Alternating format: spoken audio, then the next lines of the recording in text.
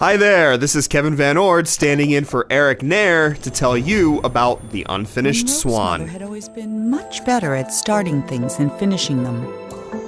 When she died, she left behind over 300 canvases, not one of them finished. A blank screen is what greets you when you first start The Unfinished Swan. You might stare at the screen for a few seconds waiting for something that never happens. And so you grab your 6-axis or PlayStation Move controller and experiment.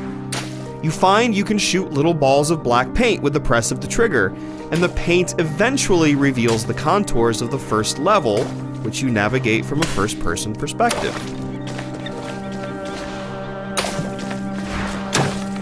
As you make your way through the game's levels, the story is revealed to you in the form of an elaborate fairy tale.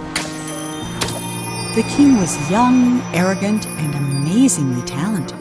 You play as Monroe, a small boy who was placed in an orphanage after his mother's death.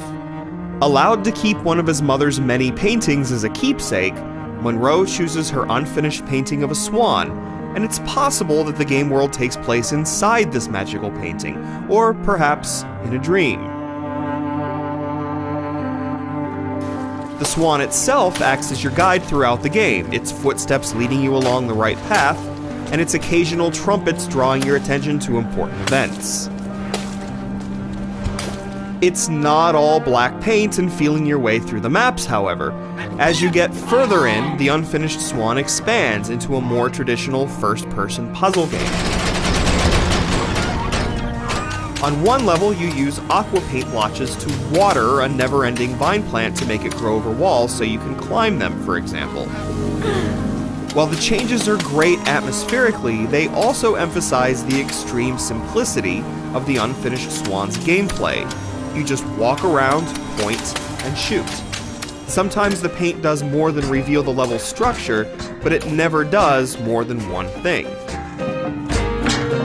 So, the puzzles in The Unfinished Swan feel more like a shallow afterthought than a way of enhancing your emotional connection to the proceedings. Outside the core activities, you fire paint pellets at balloons to collect them. Collecting these allows you to unlock new abilities to use in the game, but none of them meaningfully deepen or expand the core mechanics or add layers to the game world. That game world is extremely sparse and minimalist. It's a striking aesthetic, and it grows somewhat more colorful as you proceed, but it does tend to add to the monochrome nature of the game. There's a fine line between simple and simplistic, and The Unfinished Swan ends up on the wrong side of it all too often. Your interaction with the game rarely evolves, and ultimately is secondary to its value as art and entertainment. The storyline and sense of wonder then must bolster the primary offering, and they do to a certain extent. But to experience this world to its fullest, you must discover semi-hidden story panels throughout the game world. That's a frustrating limitation, given how the game relies primarily on elements other than gameplay to draw you in. Then one night he went to sleep and couldn't even finish his own dream. There's a lot to admire about The Unfinished Swan, even if it feels, well, unfinished. The basic idea behind its paint blotching mechanic is innovative, and the story offers more emotional heft than you might be prepared for. The Unfinished Swan feels promising, but promising gets you only so far in a work of art, and the truth is, this one just isn't ready for the museum.